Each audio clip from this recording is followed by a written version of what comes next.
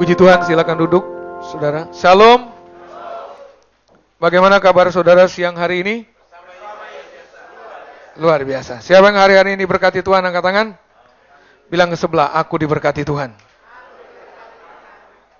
Ya, haleluya. Nah saudara, ibadah yang kedua ini saya mau berbicara dari kitab Wahyu. Bisa dimunculin aja slide-nya. Ibadah pertama tadi kita bicara tentang doa. Nah, ya, kalau saudara masih ingat, Gembala Pembina satu waktu pernah sampaikan kepada kita harus banyak baca kitab Wahyu.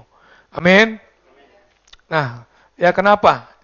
Salah satunya karena ini, Wahyu 1 ayat 3. Kita baca sama-sama. 1, 2, 3. Berbahagialah ia yang membacakan dan mereka yang mendengarkan kata-kata nubuat ini, dan yang menuruti apa yang ada tertulis di dalamnya, sebab waktunya sudah dekat. Nah, jadi yang berbahagia itu adalah orang-orang yang membaca kitab Wahyu. Ya, mendengarkan. Lalu kemudian menuruti. Kenapa saudara kita harus serius dengan kitab Wahyu? Karena waktunya sudah dekat. Apanya yang udah dekat? Tuhan Yesus akan segera datang. Amin. Bilang ke sebelah, Tuhan Yesus akan segera datang. Dan kitab yang paling banyak bicara tentang kedatangan Tuhan, dan yang paling mempersiapkan kita untuk menyambut Tuhan, itu kitab Wahyu. Ya.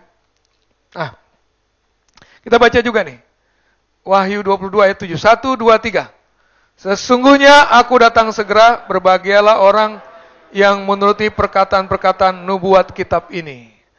Jadi kalau saudara serius dengan apa yang firman Tuhan sampaikan di kitab Wahyu, itu artinya kita sedang menyiapkan diri untuk menyambut kedatangan Tuhan yang kedua. Amin, saudara? Ya. Nah, garis besarnya kitab Wahyu. Yang pertama pasal 1 itu kan kitab Wahyu itu kan ditulis oleh Yohanes. Yohanes waktu itu ada di Pulau Patmos, didatangi oleh Tuhan dan Tuhan suruh tulis. Dan ditulis sampai jadi satu kitab, gitu kan? Kitab Wahyu. Pasal 1 itu isinya Tuhan Yesus datang kepada Yohanes yang sedang dibuang ke Pulau Patmos. Lalu pasal 2 dan pasal 3, Yohanes disuruh tulis surat kepada 7 gereja yang ada di 7 kota pada waktu itu. Sekitar pertengahan tahun 90. Ya, 90 Masehi. Nah, ini bicara tentang hal-hal yang sedang terjadi. Nah, pasal 2 dan pasal 3 kitab Wahyu bukan hanya isinya kepada 7 gereja yang ada pada waktu itu, yang ada di 7 kota. Karena sebenarnya pada waktu itu gereja bukan hanya 7. Nah, kenapa kok hanya 7? 7 ini lambang dari kesempurnaan. Jadi dianggap gereja-gereja pada waktu itu udah mewakili semua gereja. Termasuk juga gereja-gereja yang ada sekarang. Termasuk GBI Arkadia. Amin. Ya, jadi Wahyu pasal 2 pasal 3 juga untuk GBI Arkadia, untuk kita. Nah, lalu pasal 4 dan seterusnya itu bicara tentang hal-hal yang akan terjadi pada masa yang akan datang. Jadi kalau pasal 2 pasal 3 ini nanti bicara tentang sekarang ini, kita harus serius mempersiapkan apa yang diajarkan di pasal 2 pasal 3. Sebab kalau kita nggak serius nanti pasal 2, pasal 3, bisa-bisa kita masih ada di pasal 4. Pasal 4-nya sebenarnya saudara, penjelasan di mana masa setelah gereja diangkat. Setelah apa? Gereja diangkat, rapture. Amin? Ya, rapture. Nah, kalau saudara nggak serius dengan pasal 2, pasal 3, dan kemudian saudara masih hidup di pasal 4, itu artinya saudara nggak rapture, gitu, nggak terangkat, gitu kan? Dan itu, wah itu berbahaya banget, saudara. Sangat-sangat berbahaya, karena nanti saudara masuk masa antikris, lalu ada 21 murka Allah dicurahkan ke bumi. Ini kan masa-masa sebelum Tuhan Yesus datang kedua kali menjejakkan kaki di bumi. Itu mengerikan. Nah, jadi lebih bagus kita serius dengan pasal 2, pasal 3, dan akhirnya kita nggak ngalami pasal 4, Nanti Tuhan Yesus datang, sangkakala berbunyi, kita rapture, diangkat semua. Amin. Bilang ke sebelah, kamu pasti rapture. Ya, itu kerinduan kita, amin, saudara ya. Makanya saudara serius dengan pasal 2, pasal 3. Nah, saudara, ada apa di kitab Wahyu? Ada 7 peringatan kedatangan Tuhan. Lalu Wahyu 2, pasal 3 itu pesan Tuhan. Bayangin saudara ya, Yesus kan, nanti kita peringati nih, kenaikan Yesus ke surga. Hari apa? Hari Kamis, tanggal 30 kan. Nah, Yesus kan udah naik ke surga nih. Sekitar tahun 33 Masehi. Naik ke surga. Tapi ternyata sekitar pertengahan tahun 90, anggaplah 95, tahun 95. Dia perlu datang lagi, saudara. Dia turun lagi dari surga. Untuk menemui siapa? Menemui Yohanes. Yohanes waktu itu di mana? Di Pulau Patmos. Dan dia perlu lagi, rupanya gini. Yesus merasa tidak cukup firman yang dulu dia sampaikan waktu dia hidup. Yang kita bisa baca di Matius, Markus, Lukas, Yohanes. Nggak cukup. Dan disambung dengan berita dari rasul-rasul, ternyata itu belum cukup. Dia perlu lagi mempersiapkan gerejanya untuk menyambut kedatangan dia yang kedua. Makanya dia turun lagi, ketemu dengan Yohanes. Dan kitab Wahyu adalah ajaran Tuhan Yesus setelah Tuhan Yesus di surga. Amin. Kitab Wahyu. Ya makanya bedanya kitab Wahyu dengan kitab-kitab yang lain. Kitab Wahyu itu pengajaran Yesus yang dia sudah ada di surga, tapi dia perlu turun lagi, dan dia perlu ngasih lagi pengajaran kepada kita. Jadi saudara bisa bayangkan betapa pentingnya kitab Wahyu itu. Amin. Ya kan? Penting. Jadi Yesus tuh sangat mengasihi gerejanya. Sehingga dia perlu turun lagi. Dia ajarin lagi sampai benar-benar kita ini siap. Nah, kira-kira begitu. Dan di Wahyu pasal 2, pasal 3 ini bicara tentang bagaimana kita jadi pemenang. Percayalah saudara, hanya yang menang yang masuk surga. Amin. Bilang ke sebelah, hanya pemenang yang masuk surga. Saudara bisa jadi orang Kristen, bisa jadi lahir baru, bisa jadi saudara pengerja, bisa jadi juga saudara pendeta, tapi kalau saudara bukan pemenang, tidak akan ke surga. Amin. Tidak akan surga, gitu kan. Karena nanti di kitab Wahyu itu, di pasal 2, pasal 3 itu, pesan kepada 7 gereja itu, selalu diakhiri, barang siapa menang, barang siapa menang, barang siapa menang, barang siapa menang. Baru mengalami surga, baru mengalami janji-janji Tuhan untuk kehidupan yang akan datang itu. Barang siapa menang, barang siapa menang. Jadi, kitab Wahyu pasal 2 dan 3 itu mengajari kita untuk jadi pemenang. Amin. Jadi pemenang. Nah, ini dia 7 gerejanya itu. Kalau saudara perhatikan ya. Ini 7 gereja. Ini gereja yang pertama ada di kota Efesus. Gereja kedua di kota Smyrna. Gereja ketiga di kota Pergamus. Gereja keempat di kota Tiatira. Gereja kelima di Sardis. Gereja keenam di Philadelphia. Gereja ketujuh ada di Laodikia. Nah, nama-nama gereja ini disamakan dengan nama kotanya. Jadi kita sebut ini gereja Efesus, gereja Smyrna gitu ya. 7 gereja. Nah, ini Pulau Patmos. Jadi disinilah Yohanes terima kedatangan Tuhan itu. Tuhan menampakkan diri kepada Yohanes itu ya. Lalu disuruh tulis surat. Dan surat itu kemudian dikirim ke sini semua. Gitu ya. Dan masing-masing kalau saudara baca nanti pasal 2, pasal 3, masing-masing isinya berbeda. Sesuai dengan kondisi jemaat, kondisi gereja masing-masing. Tuhan memberi pesan disesuaikan dengan kondisi gerejanya. Nah, dari pesan-pesan yang disampaikan kepada 7 gereja ini, isinya tuh ada yang dipuji Tuhan, ada yang dicela. Yang dipuji pastilah itu sesuatu yang harus kita lakukan dalam hidup kita, untuk kita bisa rapture, betul nggak saudara? Yang dicela, ya itu yang harus kita buang dari hidup kita. Gitu, kalau nanti saudara baca ya, nanti saudara baca di rumah pasal 2, pasal 3 tuh baca lagi. Ada yang dipuji oleh Tuhan, ada yang dicela. Nah, jadi itu artinya Tuhan kasih tahu gereja seperti apakah yang akan rapture. Gitu, gereja seperti apakah. Nah, ternyata saudara, kalau saudara lihat dari 7 gereja ini, ada 2 gereja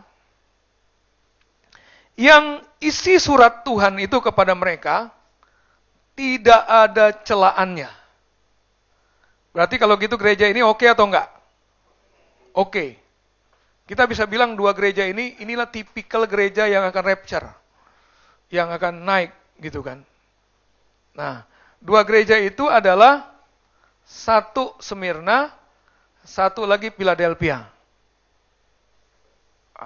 Gitu ya. Mungkin ibadah ini saya akan bagikan Philadelphia, nanti ibadah ketiga Smyrna. Pada terakhir. Oke? Nah, sekarang kita lihat. Kita mau belajar dari gereja Philadelphia. Kenapa dia menjadi gereja yang siap untuk rapture? Nah, kita mau belajar dari situ. Siap, saudara? Amin? Oke ya, kita baca dulu Wahyu pasal 3.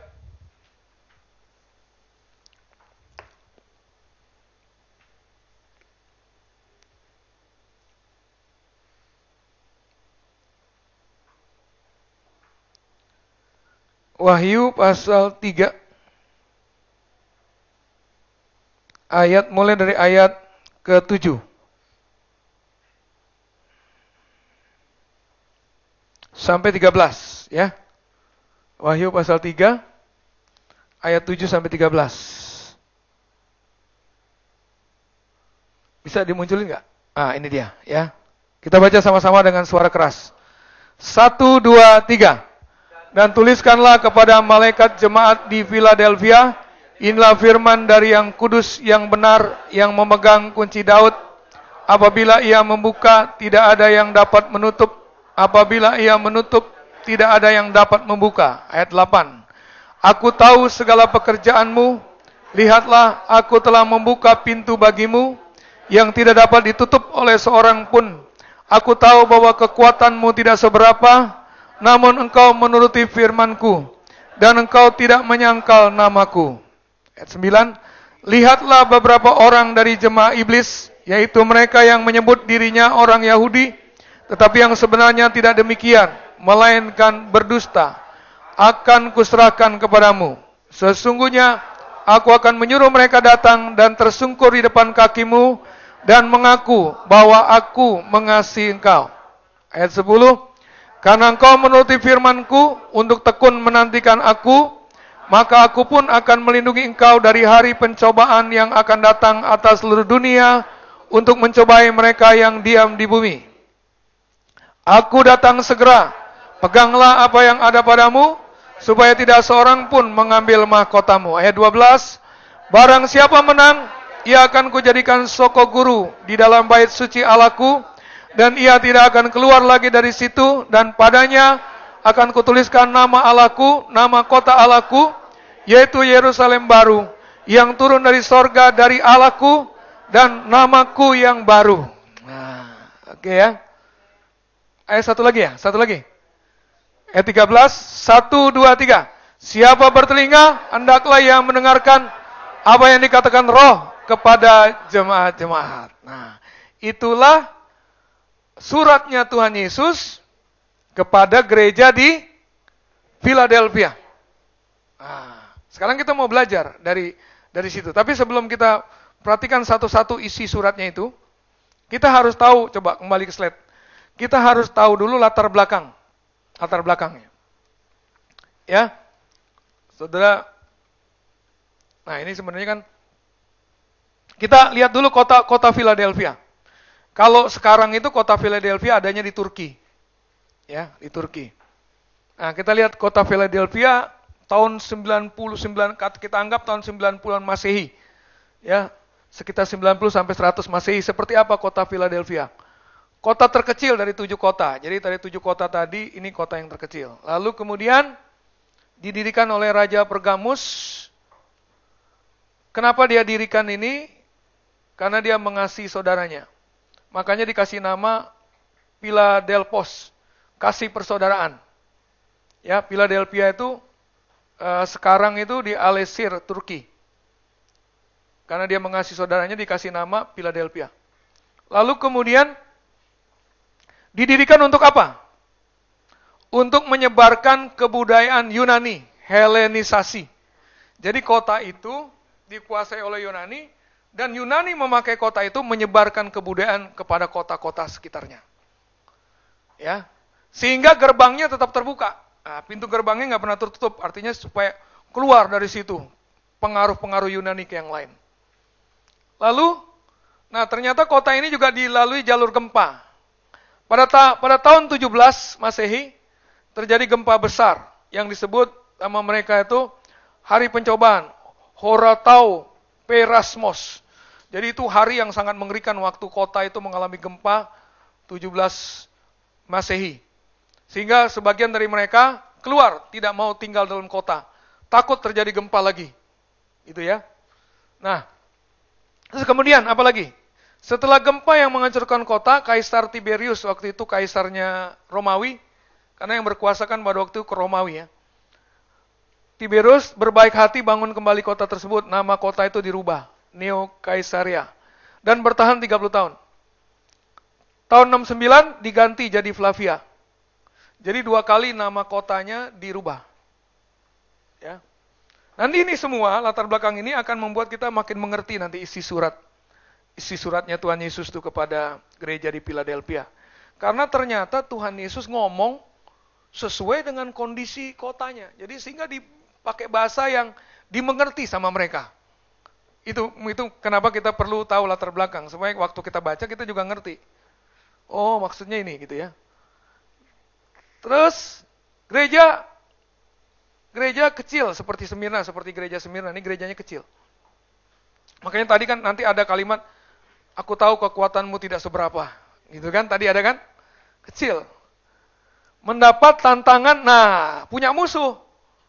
Jadi rupanya di kota itu ada orang Yahudi yang tinggal. Orang Yahudi pada waktu itu sangat membenci orang Kristen. Karena ternyata banyak juga kan orang Yahudi yang akhirnya kan percaya Yesus kan. Nah, jadi ini, tapi orang Yahudinya ini nggak sekuat di Smyrna ini. Ini orang Yahudi, jadi mereka punya musuh. Lalu, nah, jemaat ini juga terkenal rajin mengajar dan PI. Beda dengan Sardis. Sardis itu dikatakan nanti kalau saudara baca pesan kepada gereja di Sardis itu, kamu dikatakan hidup padahal mati. Dan tidak ada satupun dari pekerjaanmu aku dapati sempurna, kata Tuhan. Karena memang mereka lakukan aktivitas rohani tapi mati. Hidup tapi mati, gitu loh. Nggak ada namanya PI, nggak ada namanya kesembuhan, nggak ada. Tapi kalau gereja Philadelphia ini dahsyat ini tipikal gereja yang nanti kita lihat rapture. Dan tidak ada kritik dari Tuhan Yesus sama gereja ini. Tadi kan kita baca ya, dari ayat yang ke-8 tadi kan, nggak ada. Hanya pujian dari Tuhan. Lalu, dari 7 jemaat, ini yang dahsyat. Dari 7 jemaat, hanya Philadelphia yang merentang sampai berabad-abad. Bahkan saat Islam mendominasi Turki. Sampai sekarang ada gerejanya, Philadelphia. Jadi itu gerejanya hidup terus. Yang lain-lain udah rontok. Gereja Philadelphia ada terus. Merentang berabad-abad, bertahan. Ini yang hebatnya gereja ini. Ya. Oke, sekarang kita... Oh, satu lagi kurang, saya tambahan lagi. Kalau saudara lihat ini kan gambarnya ini kan kayak kuil-kuil kayak apa ya? Ini reruntuhannya. Jadi di kota Philadelphia itu ada kepercayaan Yunani. Yang dimana Yunani itu menyembah 6 dewa. 6 dewa. Dan masing-masing dewa itu punya kuil di kota itu. Jadi itu Yunani. Lalu kemudian jangan lupa, itu kan pada waktu itu yang berkuasa Romawi. Jadi Romawi yang menguasai kota itu. Jadi juga dibangun kuil-kuil Dewi Roma, itu juga dibangun di dalam kota itu. Di samping itu, Kaisar pada waktu itu, Kaisar Romawi pada waktu itu, minta disembah sebagai Tuhan. Jadi bangun juga patung Kaisar, kuil Kaisar. Dan jajahan Romawi yang tidak, orang-orang yang hidup pada waktu itu yang tidak menyembah Kaisar sebagai Tuhan, dianggap itu melakukan makar. Nah, kira-kira saudara ngerti kata makar sekarang kan? Dianggap makar. Karena Bertentangan dengan, karena itu salah satunya adalah aturan berpolitik bahwa kaisar itu sebagai Tuhan, harus disembah. Nah, kira-kira gereja Philadelphia nyembah nggak? Enggak. Jadi saudara bisa bayangin, mereka nanti mengalami tekanan seperti apa dari kepercayaan Yunani, dari kepercayaan Roma, dari orang Yahudi yang memusuhi. Jadi mereka dimusuhi habis-habisan. Ditekan juga luar biasa, ngalami tekanan luar biasa, ya. Ini kira-kira garis latar belakang. Nah, sekarang kita mau mulai melihat ayat demi ayat. Ayat 7 dulu kita lihat. Yang pertama, Tuhan memperkenalkan dirinya seperti kan bunyinya begini firman-Nya. Tuliskanlah kepada malaikat jemaat di Philadelphia. Inilah firman dari yang kudus dan yang benar. Nah, itu ayat 7. Jadi Tuhan memperkenalkan dirinya kepada gereja di Philadelphia sebagai Allah yang kudus dan benar. Kenapa? Kenapa Tuhan memperkenalkan dirinya kepada gereja di Philadelphia sebagai Allah yang kudus dan benar? Artinya gini, Tuhan mau kasih tahu juga kepada mereka, bahwa bagi Tuhan, itu yang penting adalah kekudusan. Amin. Yang penting adalah kekudusan bagi Tuhan. Nah, lalu kita lihat di kitab Wahyu. Di kitab Wahyu, orang kudus, kata orang kudus ini di kitab Wahyu, itu muncul 14 kali. Di kitab Roma 8 kali. Di kitab 1 Korintus 6 kali. Jadi kitab Wahyu ini, kitab yang paling banyak berbicara tentang kekudusan. Kitab yang serius mengingatkan umat pada waktu itu, mengingatkan gereja pada waktu itu, untuk hidup kudus. Amin. Jadi dari sini, pelajaran pertama yang kita dapat. Karena ini kan tipikal gereja yang rapture. Dan kita tahu kan kemudian tidak ada celaan Tuhan tentang kekudusan kepada gereja Philadelphia. Berarti apa artinya? Berarti gereja Philadelphia ini, orang-orang yang ada di dalamnya, pengerjanya, gembalanya, dan semuanya, hidupnya kudus. Amin. Nah, itu yang membuat akhirnya mereka rapture. Mereka menjadi gereja yang gak ada celaannya. Bilang ke sebelah, serius dengan kekudusan. Amin. Wow, hari-hari ini saudara, banyak hal yang bisa membuat kita itu bukannya kudus tapi kudisan. Ya enggak, saudara? Ya, kalau di gereja kayak gini, kayaknya mau kudus semua nih. Gitu kan. Tapi coba di rumah nanti, coba di kantor, kudisan. Karena enggak serius untuk mempertahankan hidup kudus. Benar loh saudara, kalau bicara tentang kedatangan Tuhan yang kedua, modal pertama, saudara dan saya harus hidup kudus. Itu harga mati. Nggak bisa dinego. Nggak bisa ditawar. Hypergrace itu nggak benar. Hypergrace. Makanya kita perangi terus-terus. Roh hypergrace. Yang mengatakan semuanya kan udah dibayar sama Tuhan Yesus, kita nggak perlu hidup kudus. No. Kita harus berjuang untuk hidup kudus. Dari mulai perkara kecil sampai perkara besar. Dari yang benar-benar kelihatan sampai yang gak kelihatan. Biarlah saudara kudus di gereja. Saudara kudus di kantor. Saudara kudus di toko. Saudara kudus di pasar. Saudara kudus di kamar. Saudara kudus di rumah saudara. Saudara kudus dimanapun. Amin. Sebab ada tertulis, kuduslah kamu sebab aku kudus. Berusahalah hidup damai dengan semua orang, kejarlah kekudusan. Sebab tanpa kekudusan, tidak ada seorang pun akan melihat Tuhan. Percayalah, kalau saudara mau lihat mujizat, saudara harus hidup kudus. Kalau saudara mau lihat perkara-perkara besar dari Tuhan, saudara harus hidup kudus. Bagaimana prakteknya hidup kudus itu? Gampang. Bertobat aja dari dosa.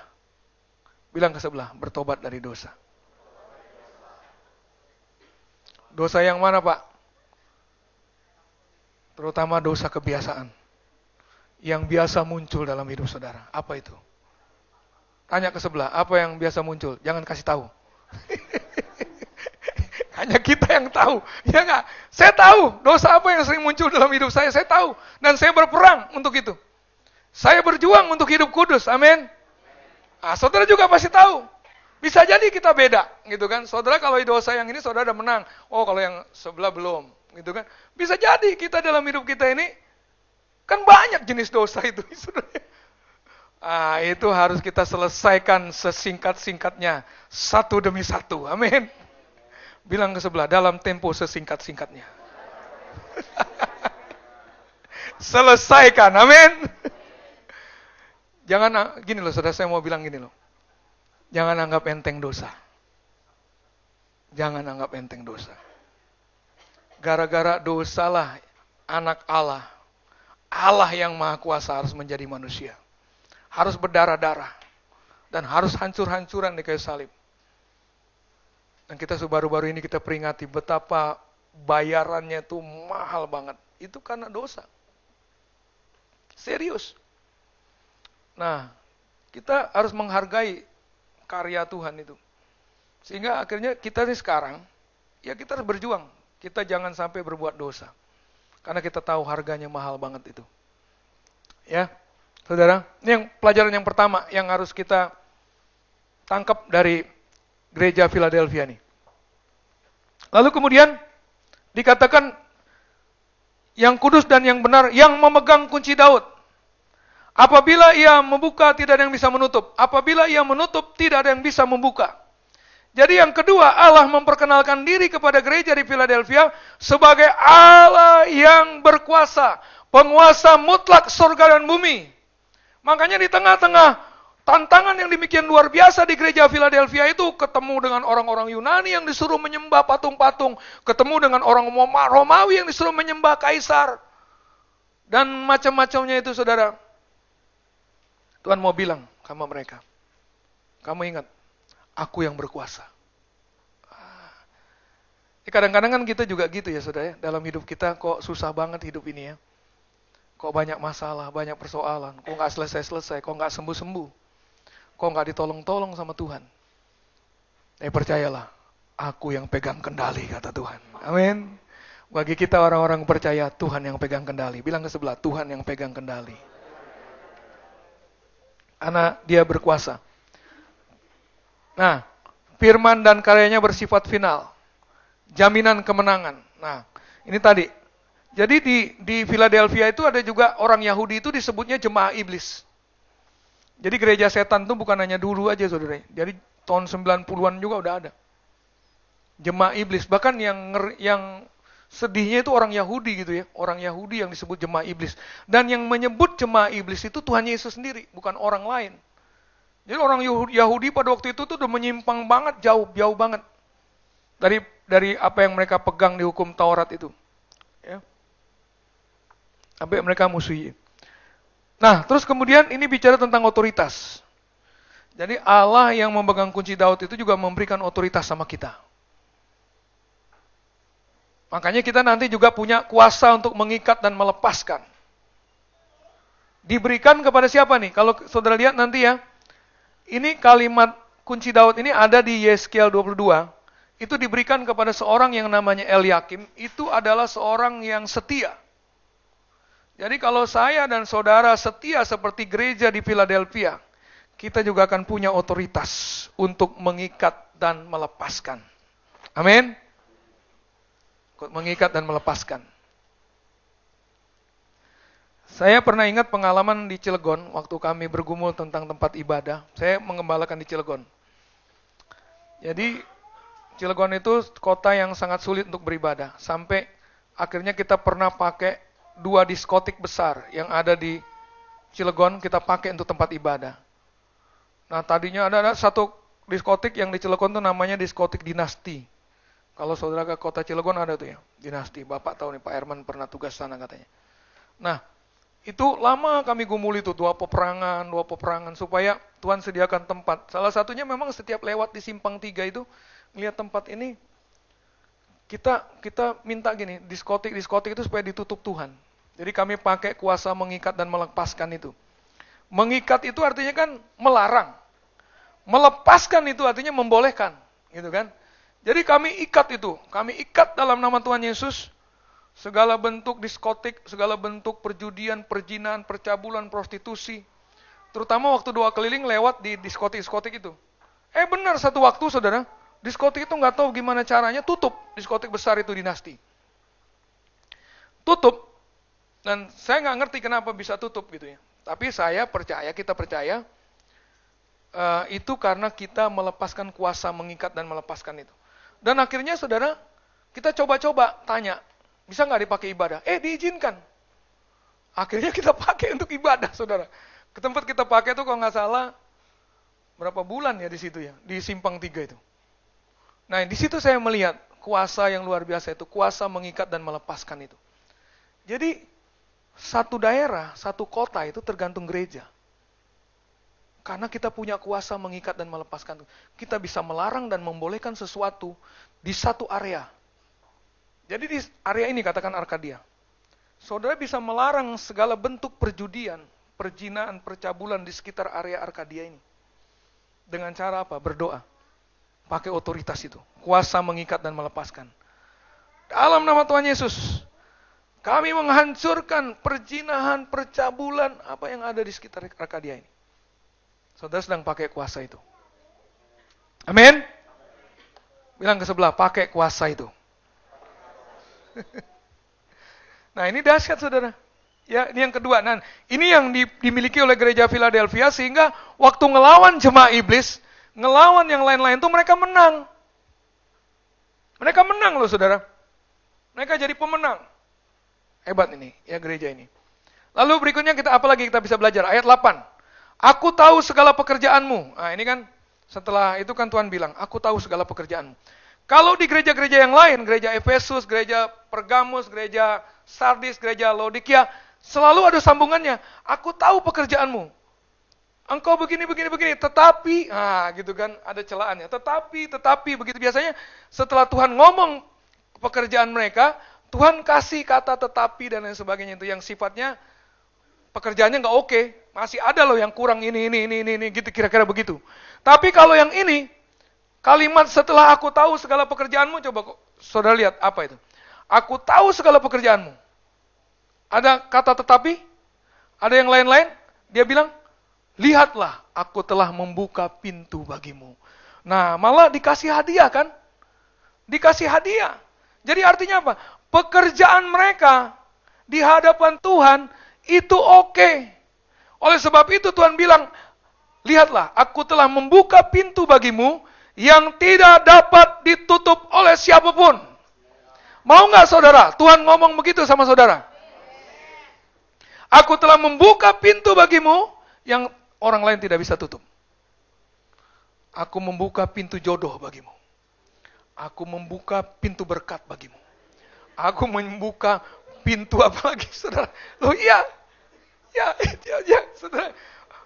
Aku membuka pintu kesembuhan bagimu. Aku buka pintu ranking 1 bagimu gitu kan. Jadi yang selama ini saudara belum dapat, Tuhan bilang, aku akan buka pintu itu. Dan tidak ada yang bisa menutup. Kalau aku yang buka, pasti jadi. Amin. Ya, jadi saudara, itu hebatnya tuh gereja Philadelphia itu. Dibuka pintu-pintu, nanti dibuka pintu penginjilan. Akhirnya kan gerejanya bisa merentang itu sekian berabad-abad itu kan gerejanya kan. Bahkan di tengah-tengah masa yang sulit, di mana waktu itu kemudian kan nanti daerah 7 gereja mula-mula ini kan dikuasai Islam itu nanti kan, Turki kan.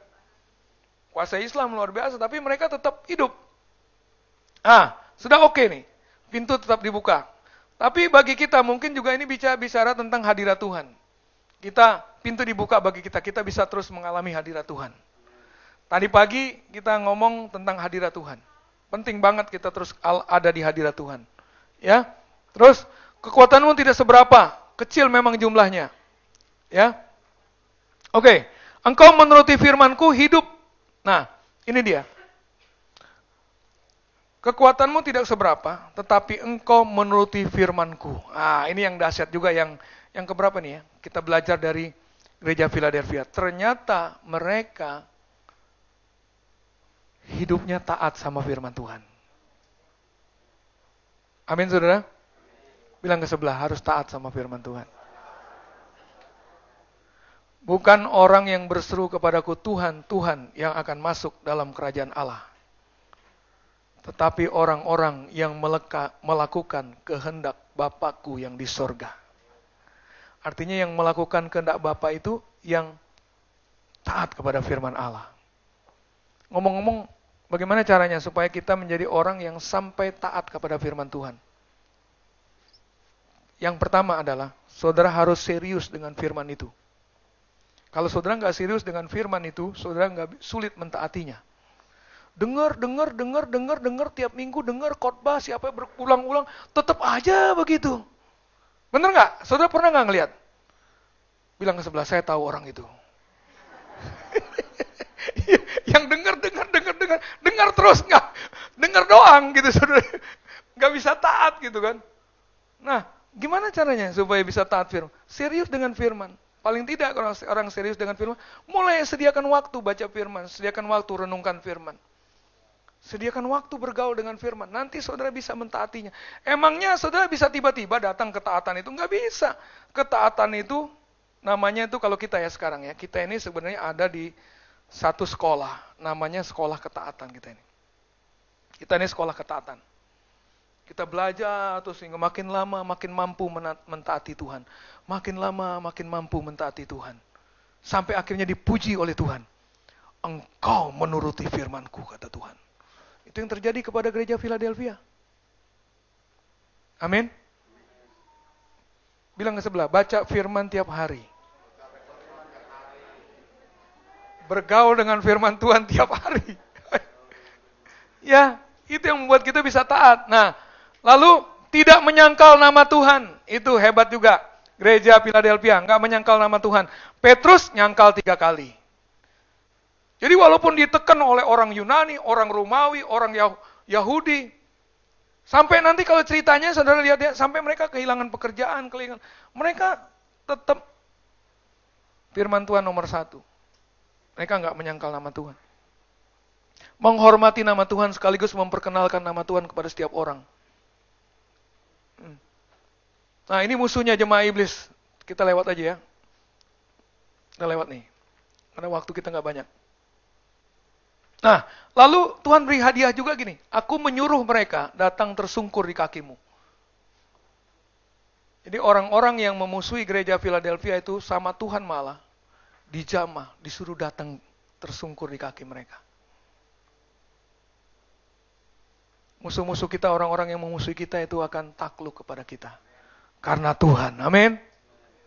Ya, ini yang terjadi. Lalu ayat 10. Nah, mereka juga dikatakan tekun menantikan aku. Artinya hidup intim dengan Tuhan. Mereka hidup intim dengan Tuhan. Karena mereka intim dengan Tuhan, mereka dilindungi Tuhan dari hari pencobaan. Makanya kalau gereja kita percaya pengajaran akhir zaman itu yang namanya pre-tribulation. Jadi kita itu tidak mengalami antikris. Kita nggak mengalami yang namanya 21 murka Allah itu. Kita diangkat dulu, baru masa itu datang sama bumi. Nah, itu artinya orang yang tekun menantikan Tuhan, rapture, amin. Nah, itu maksudnya itu, rapture, dilepaskan, dilindungi dari hari pencobaan. Nah, lalu, aku datang segera. Kenapa? Kepada yang lain Tuhan nggak bilang datang segera itu kepada gereja-gereja yang lain. Tapi kepada gereja Philadelphia, tadi saudara baca ya, pesan surat Tuhan kepada gereja yang lain, Tuhan tidak berkata, aku datang segera. Tapi kepada gereja Philadelphia, Tuhan bilang, aku datang segera. Kenapa kira-kira? Karena Tuhan tahu kalau gereja yang lain belum siap. Tapi gereja Philadelphia sudah siap. Sudah siap. Jadi Tuhan bilang, aku datang segera untuk gereja itu. Amin, saudara. Pegang apa yang ada padamu, kata Tuhan. Nah, jadi apa yang ada pada, Tuhan bilang, aku datang segera, pegang apa yang ada padamu. Apa ya? Saya memang tidak ditulis, tapi saya coba terjemahkan kalimat demi kalimat dan sambil membayangkan. Saya dapat ini yang sudah ada sama mereka nih. Mereka ini ada dalam posisi yang tekun dalam belajar dan mengajar firman. Ini gereja yang tekun dalam belajar dan mengajar firman. Sehingga akhirnya mereka bisa mentaati firman. Amin. Yang kedua, mereka intim dengan Tuhan. Saat teduhnya oke. Makanya tadi pagi di ibadah yang pertama saya tantang jemaat. Kita harus punya waktu minimal 1 jam dengan Tuhan setiap hari.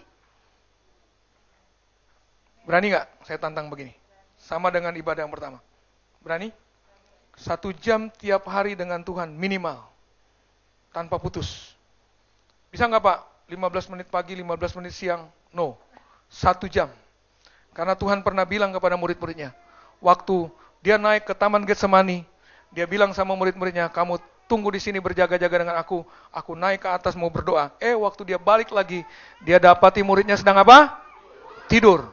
Bukannya saat teduh, bukannya berdoa, bukannya baca firman, malah tidur. Makanya kemudian keluar kata-kata Tuhan. Masakan kamu tidak sanggup berjaga-jaga dengan aku selama 1 jam? Nah, dari situlah kita ambil kata 1 jam itu. Patokannya. Jadi dengan Tuhan itu minimal 1 jam. Amin.